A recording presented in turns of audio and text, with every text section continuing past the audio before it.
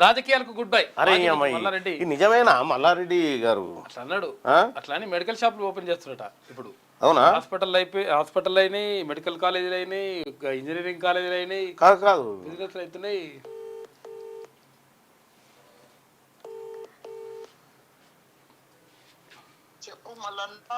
ఏం సంగతి అన్న రాజకీయాలకు గుడ్ బై అని వార్తలు వస్తున్నాయి.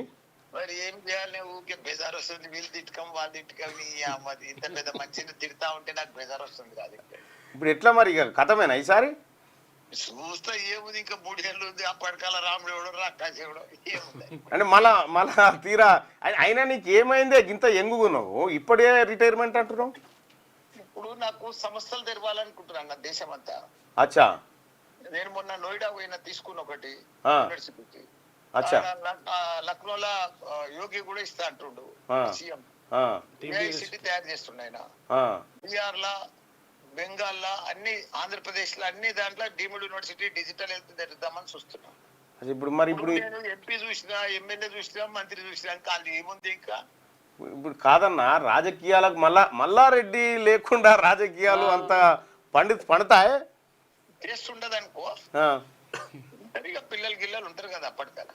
ఎట్లా మరి కొడుకుని తీస్తావా? ఎవరన్నా అదృష్టం ఉంటే నష్టం ఉంటే వాడచ్చు మనది. మరి ఇప్పుడు బీసీ ఉద్యమం బలంగా ఉంది కానీ ఎట్లా అంటే బీసీలు అవుతారు, నువ్వే సీఎం అవుతావు, తప్పేముందే. నేను సీఎం అవుడు కాదే, బీసీలు సీఎం అవుతారు కానీ మీరు ఉంటేనే అది అంతో ఇంతో జర గిలగిల అనేది.